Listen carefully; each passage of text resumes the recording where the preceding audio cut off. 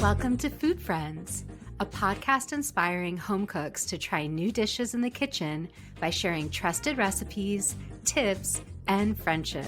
Hi, I'm Sonia. And I'm Carrie. We met in Los Angeles over 15 years ago as personal chefs and haven't stopped talking about food since. We're so glad you're here. Carrie. Hi, Sonia. So we're talking about 30-minute meals, things that take 30 minutes or even less. And I think it's because in the summer, I just don't want to stand by the stove all evening or even for an hour. Yeah, I think we decided to do this as a favor to all of us in the summer. When it's so hot, you really don't want to cook, but you still have to feed yourself and you still want to feed yourself well. And so what are these easy recipes that you can make on your stovetop? Maybe not even turn on your stovetop, which is my first recipe. So the thing that I want to share with you is something I really make on the hottest days in summer. I actually make it at least once a week all summer long. It's become a staple in our house, and it does not involve even turning on the stovetop, parentheses, if you have a rice cooker or if you have instant pot that you make rice in, or if you buy those packages that you heat up in the microwave. Okay, so if you make rice on a stovetop, then you'll turn on your stovetop to make rice. But all summer long, what we eat is essentially a sauce that we make with soy sauce, and we top over silken tofu. And this is obviously not my invention. This is a very classic dish that's found across Asia. Some people make a sauce that they heat up and then they pour that over cold tofu. Some people do a cold sauce, which is what I do, and they pour that over their tofu. Some people use silken tofu and some people use just soft tofu. So the way that I always do it is I get a brick of silken tofu, not a tube, because they come in both. I love the silken tofu for this because it's like custard. Yeah. Like if you've never had silken tofu, it's really worth trying. And I get it chilled in the fridge. Sometimes it comes shelf stable. I like the kind that comes in the fridge. I like it ice cold. And then I make a sauce very much like the recipe I'm going to share, which includes soy sauce, sesame oil, rice vinegar, some chili crisp or any kind of chili sauce, and then a little bit of sugar if you want. I usually do a little hint of maple syrup instead of sugar. I also like coconut sugar here. And then you just whisk that together. This is a 2-minute sauce or less. You pour that over your block of tofu. So you get kind of a dish that has edges, like a shallow bowl or just something with a lip. You pour that sauce over and then you top it with thinly sliced scallions and sesame seeds. And I also like to top mine with whatever veggies I might have. So I'll take sugar snap peas and I'll thinly slice those with the scallions. Sometimes I'll even add some cherry tomatoes from the garden or green beans from the garden. I like a little crispness mixed in with that very silken tofu. And then I just have a pot of rice made. I love to do that in the rice cooker. And just one other note is lately I've gotten really into multi-rices. Do you know what that is? No, what's a multi-rice?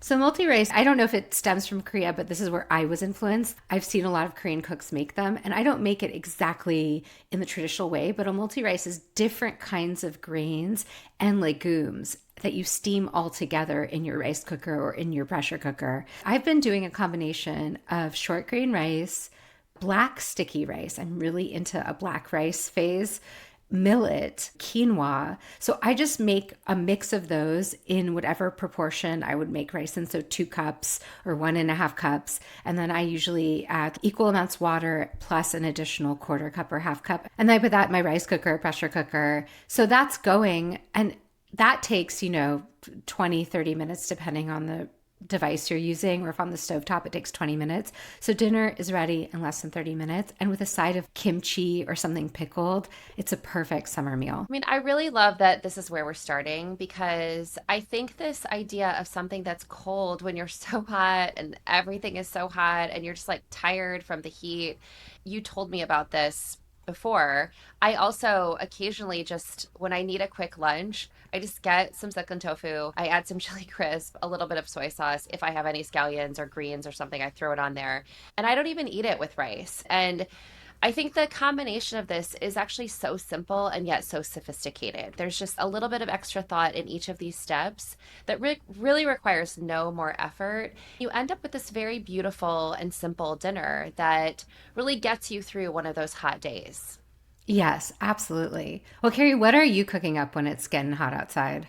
Well, Sonia, one of the first things that I think about are lettuce wraps because Yeah. I want something that has a cooked element and that you can make on your stovetop, but that also is cold. I think we're sort of having the same cravings, right? These ideas of something that's cold mixed with something that's maybe warm or room temperature. And so I have a recipe for ground turkey, shiitake mushroom, and cashew lettuce wraps. There's something about the meat and the vegetables and then a nut to me that feels also kind of indulgent. You're making a very simple sauce with like a Chinese wine or even dry sherry if you don't have a Chinese wine, oyster sauce and soy sauce, and you stir fry the ground turkey. You add the mushrooms and a little bit of scallion. You cook them a little bit longer. You add the sauce, you add some celery, you add some cashews, and then you transfer that to a serving bowl with a little bit more scallion. This is the part of the recipe that reminded me of you. You keep the celery leaves when you trim your celery.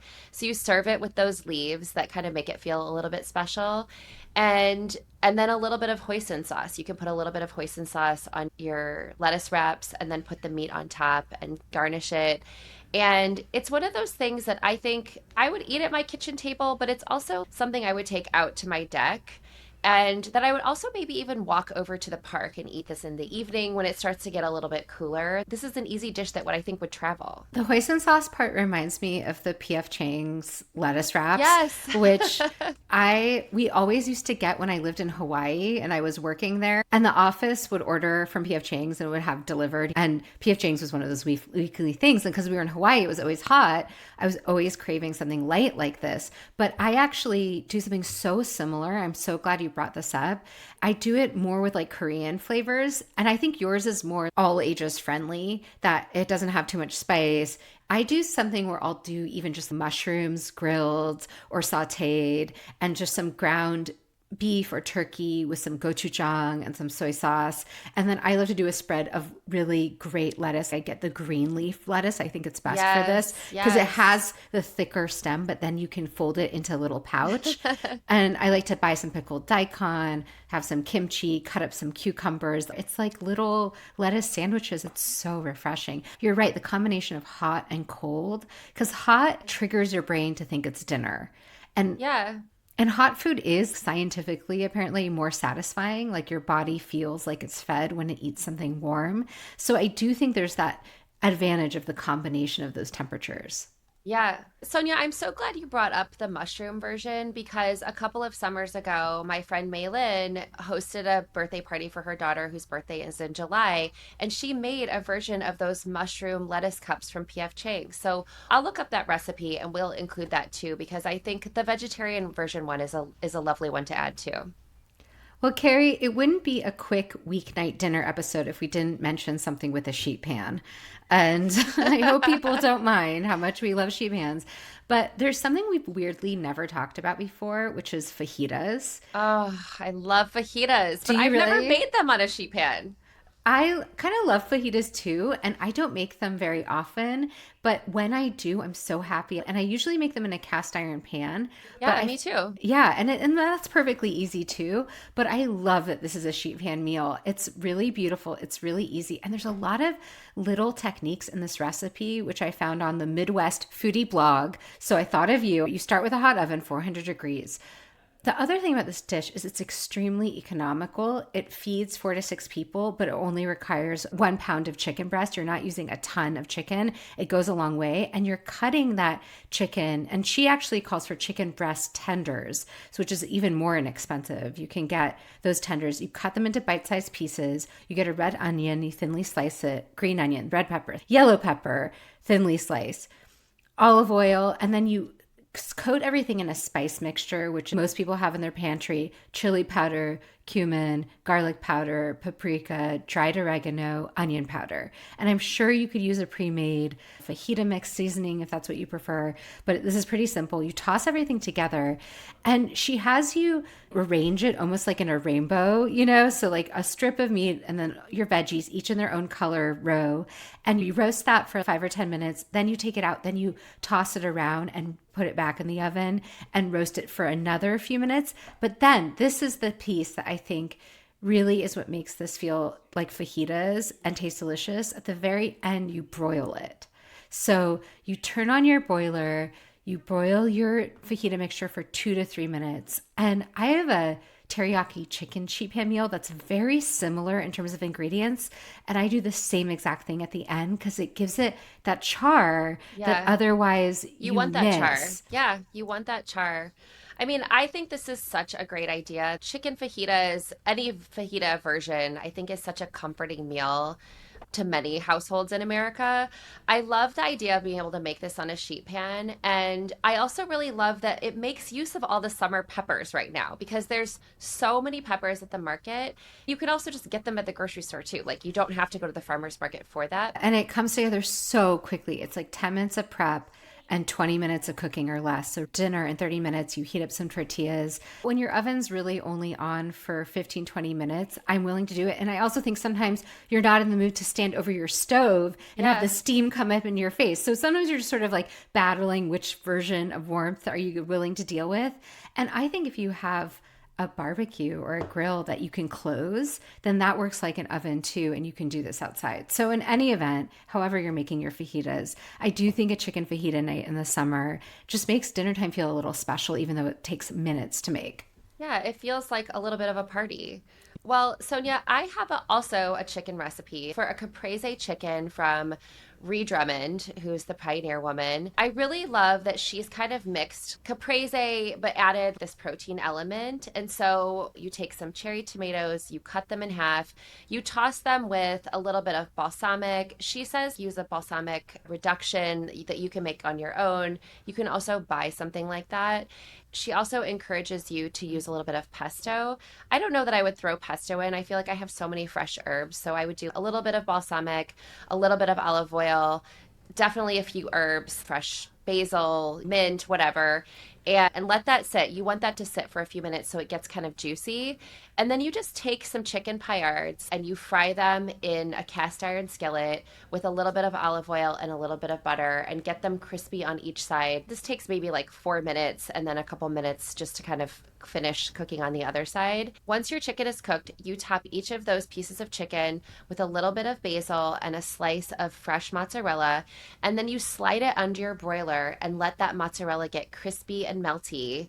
And then when you go to serve the chicken caprese, you just spoon a little bit of this fresh tomato salad over top of it. She recommends serving it with maybe a ciabatta. I think in the summer, a lot of people also like to make focaccia. I definitely made a lot of focaccia last summer after we talked to Carolina Gellin. She has this great focaccia recipe that you can make and stick in your fridge until you're kind of ready to use it. And so I feel like that's what kind of makes it a really fun meal. But if you just need some vegetables and some protein, this is a great way to make use of all those tomatoes that you have in your garden or that you bought too many at the farmer's market. I like a chicken as a centerpiece for a sort of salad adjacent dinner. I mean, this is a little more than salad because it's a warm meal. Another thing like I like to make is something like a Cobb salad. And this is the same idea. As long as you cook your chicken, and you're talking about paillards, you're talking about cutlets, you're talking about thinly Yeah. sliced chicken. So it cooks so quickly. And I think that's really another key tip that you're offering. If you're wanting to get dinner faster, things that are thinner and smaller are going to get you there. So if you can start with a cutlet, you're going to get chicken on the table that much quicker. And this isn't frying and breading and dredging, which can feel a little too much in the summer. And I love a balsamic reduction. I don't think you have to make it. I also think if you find a really good aged balsamic, you don't even have to reduce it. You just taste it. Right. And you could always add a pinch of sugar to them too if you want to balance it out. I think it's such a good point that if you're starting with a cut of meat that's very thin, you're cooking it very quickly. And I think the simplicity of this is really nice too. You're just trying to get a quick meal on the table. Yeah. Well, my next recipe that I want to share with you comes from Jamie Oliver. And I have just been really into Jamie Oliver lately. I told you offline, we had a conversation about this, but I recently saw the Chef's Table Masters where they featured an episode with him. And I just have to share this because I think people can relate. So, for my high school graduation, I requested a set of pots and pans as a gift. That was like my main graduation gift. And the pot and pan set that my mom chose for me had Jamie Oliver endorsed on it. And it's actually Tefal, which is a great stainless steel company, a French company. So it's like an amazing set of pots and pans that I use, I am not kidding, every single day of my life. Every day for since I was 18 years old. So I've always sort of loved Jamie Oliver. I had his cookbooks, I loved his show. But this, if you've never seen this episode of Chef's Table, I highly recommend it. It's so inspiring. He's done so much to try to help especially children eat well in the world, not just in his country, but in other places. So I'm always kind of interested in like, what is Jamie cooking in the summer? What quick meals does he have? So I came across this recipe on his website that's for an eggplant flatbread with hot marinated olives, tangy feta, and dried oregano. And what's really cool about this recipe is it truly is 30 minutes or less, but it has you actually make your own flatbread from scratch. Really?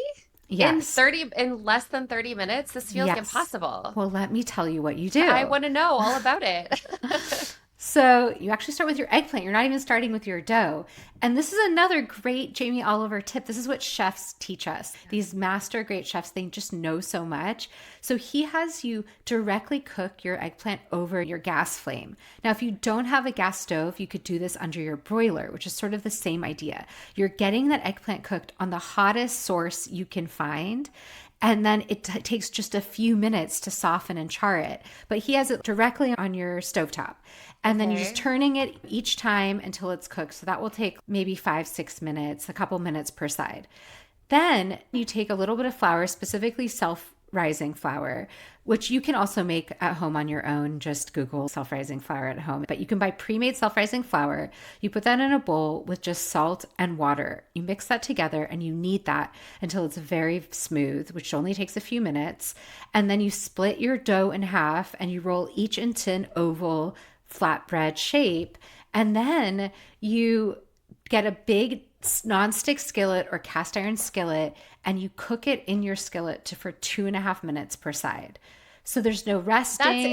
That's it? That's it. You like mix it up and roll it out and it cooks in 2 minutes? Yeah, and that's the thing. When I read this recipe, I remembered that's how flatbread works. That is the idea of flatbread, is that it's not a yeasted dough. Sometimes people make it with yogurt, which I actually prefer because it makes for like a really tender flatbread. Right. And I'll include a link to that recipe too, like a yogurt flatbread. But yeah, you're not doing anything special. And it's just about getting a vehicle to put your vegetables on. You season your eggplant that you've just cooked with a little bit of red wine vinegar and extra virgin olive oil. And then you're spooning that onto your flatbread. So then for the same pan that you cooked your flatbread in, you add some chopped olives just to warm them through and get them sort of sizzled and crisp. And then you take everything and you assemble it. You put that cooked eggplant on top of your flatbread with your chopped olives, then you sprinkle feta all over it. I think this is modifiable. If you don't like olives, skip the olives. Oh my gosh, yes. If you want to add basil, add basil. If you want to add chopped tomatoes that are marinated, add chopped tomatoes. I also just think even if you don't want to make your own flatbread, pizza night, like a quick pizza or flatbread to me is a perfect quick summer meal. But this just makes it a little less pizza-ish. There's not a ton of cheese. There's no sauce. It's not heavy. It's light. And I really think that's sometimes all you need at the end of a long, hot day. Yeah, I think what's so great about it is it's very versatile. Whatever vegetables that you have on hand, and there's something so satisfying about making your own bread. I did buy some self-rising flour because it was for another recipe, that lime cake that I talked about in a few episodes back. And it calls for self-rising flour. To your point, if you don't want to buy self-rising flour, you can very easily mix up your own. But it's nice that I already have it on hand. It's just like skips one step. And whatever vegetables that you have, to me as a parent, I'm always looking for ways to introduce new flavors and new vegetables to my son. And so eggplant can be a tricky one. When you're mixing it with flavors that I know my son likes, like bread and feta cheese, and he will eat some olives. And so I think this idea, in some ways, the eggplant almost disappears, like the vegetables kind of disappear. It's like a little sandwich with bread and cheese that also you could probably make with kids. And I do think you could really mix up the toppings. This is more just about how can you do things quickly in the summer, get it on your table, and have a little fun. Yeah, well, I really love that. Sonia, I feel like every one of these episodes about quick meals has to include a pasta because pasta is such a quick meal to put on the table. Sonia, there's this really great recipe I came across a couple years ago. It's for farfalle pasta, which is really the bow ties. If you're not sure what farfalle is, it's bow ties with yogurt and zucchini. When I saw it, I was really interested because it just looks like this creamy pasta with just little bits of zucchini in it. And what's brilliant about it is that you grate the zucchini, and right before the pasta is finished cooking, you add all this grated zucchini into your pasta water. So it kind of like Oh, barely cooks it. And so what you do is you just get your pasta water going, you throw your pasta in. While it's cooking, you take 4 large zucchini. It also uses a lot of zucchini, which I think in the summer we just have so many zucchinis. And so you take 4 large zucchini, you grate it, you toss it in at the very last minute. There's one step in the recipe that I always eliminate. They ask you to get out a whole nother pan and heat up some butter and then add some yogurt and Parmesan cheese to that. you hate And getting out that second pan. well, I just don't see any reason if my big Yeah. pasta pot is already hot and I've just drained it and Yeah. preserved a little bit of the water, why wouldn't I just use that pot? So, with that hot pot, I'm adding a little bit of butter. I'm melting it down. I'm adding some yogurt to it. I'm adding some Parmesan cheese. I'm putting all of that pasta along with the grated zucchini back in there. And you just kind of stir it together and you add a little bit of nutmeg because it's like a white Oh, sauce, and you add interesting. a little bit of pepper and you can add a little bit of salt if it needs it, and you saved a little bit of that pasta water so you could always thin it out if you need to. But this is a very veggie heavy pasta and it really doesn't feel like it. It's very creamy and tangy, and in some ways it reminds me of your cottage cheese I was just noodles. about to say that. I was like, oh my Yes. gosh, this is like cottage cheese noodles that my mom would make. But I never thought to make it with yogurt because that tanginess of the cottage cheese is similar to tanginess of yogurt. It absolutely makes sense. It works. I also think, Carrie, that you should write a comment on this recipe in the New York Times. By the way, do you ever read the comments? Because they're fascinating. I do I do sometimes read the comments. I, I love that people yeah. try to talk to each other on the They talk comments. to, there's like a, I think there's a blog that talks about out interesting comments in the New York Times food section because there was like this one woman who wrote a comment on a brownie and it was a story about her husband cheating on her. It can get wild in there, but I actually think you should comment on this because I think you're 100% right. There's no reason to get out that second pan. It's almost like when you make box mac and cheese, you drain the pasta, then you put the Exactly. butter in the pot that's had the pasta in it. Why would you get out a second skillet to make your cheese sauce? You do it all in one pot. I think you need to do this service in case they don't listen to our podcast. But I'm so glad you brought this up. I love the idea of using yogurt as a sauce. I love that it uses 4 zucchinis. How great is that, especially if you grow it in your garden? I can imagine how it just melts into the pasta and isn't aggressively zucchini flavored.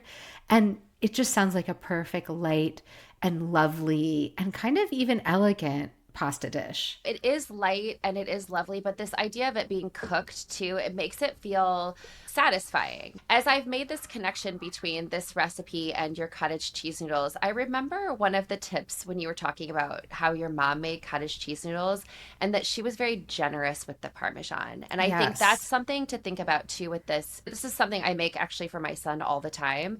When you add more Parmesan, it adds that really nutty umami flavor and it really balances out that yogurt. That's so helpful to think about. Okay, Carrie, my last one also involves noodles and zucchini, but not necessarily pasta. And I do think I'm looking for pasta dishes, noodle dishes. I also love like soba noodles in the summer, but this is a noodle dish that can use a wide variety of noodles. It's from Eric Kim. It's also from the New York Times. It's called cold noodles with zucchini. So I guess a little bit of a contrast to your hot noodles. I'm offering a cold noodle dish, but a couple things I love about this. It takes 15 minutes total. It has over 500 five-star reviews. People love this recipe. And it is all about the technique. So even in the first lines of the description of this recipe, it says zucchini loves the kiss of heat, but can easily turn to mush. Briefly salting and drying half moons of zucchini before quickly stir frying them, mostly on one side, maintains their texture while lending so much flavor. That is a whole recipe in and of itself about Yeah. how to make your zucchini. And that's exactly what he tells you to do. And every step is smart. So, first, you trim your zucchinis, you cut them in half lengthwise, and then you slice them into half moons, pretty thin. Then you toss them with salt and you let them sit for at least 10 minutes. During those 10 minutes, you're bringing a pot of water to boil. So, that's already smart. You bring the pot of water to a boil. You cook the noodles. So in this case, he's suggesting something like dried ramen, straight up dried ramen from the packet without those Without the packets. packet, right? Right. So it's like Or, curly. yes, or capellini, which is angel hair, which cooks really quick. I actually would make this with soba to my earlier point because I love a soba noodle in the summer Right. and I think it would taste good here. But Yeah. you could use probably whatever noodle you like. And then you cook them till they're done, which in the case of ramen or capellini or soba really takes just 4 or 5 minutes typically. And then in a separate bowl, you make a little bit of a sauce with soy sauce, maple syrup, fish sauce, and garlic powder. You don't even have to Oh, mince wow. garlic. Wow. Yes, you pat the last step is the hot element. You pat your zucchini dry, you heat that skillet, you cook them mostly on one side till they're brown, and then you transfer the zucchini to the sauce. He actually has you cool them with a little ice. I wouldn't even do that personally. I Like, wouldn't either. yeah. Totally. And then you just dress them with the noodles. He also recommends spritzing them with a little citrus at the end, like lime wedge, and topping them with freshly chopped scallions, and says, eat immediately. I mean, Eric Kim is one of my favorite recipe developers. I love the way he writes a recipe, and I love all of I definitely feel when I cook his recipes like he's in my ear, like in my kitchen with me, telling me all the things that I need to do. I think this recipe needs a different name because Yes. it's I think the genius is in the simplicity of it, but it's easy to overlook. If you're looking for zucchini recipes, it's not going to stand out. No, you're right. But somehow people are finding it. So I think, you're right. And I think even saying zucchini a pasta dish might turn some people off because it doesn't Yeah. sound that glamorous. But this is really something where the sum of its parts is greater than the whole. Yeah, I completely agree. I'm going to try this recipe for sure. So I'll report back.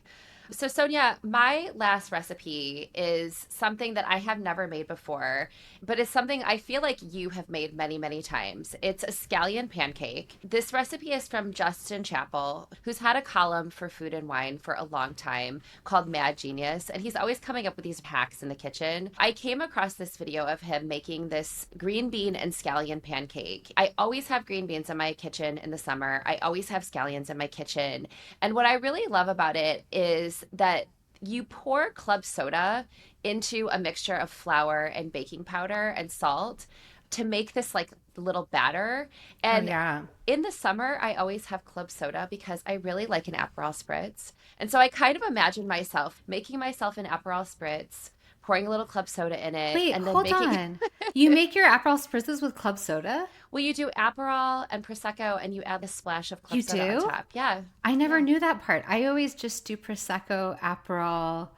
Maybe that's it. And then you just like add like a I little did dash not of know that. Well, you're yeah. educating me. I love an Aperol spritz. I was deeply offended when that woman in the New York Times years ago wrote that article that was anti-Aperol spritz. And I was like, you're denigrating entire society. All of Italy has an Aperol spritz in the summertime. Yes, and it's so refreshing at the end of a really hot day to just pour an Aperol spritz. And so since I've already got my club soda open, now I'm going to get a very hot pan, a very hot cast iron skillet going, and blister some thin green beans.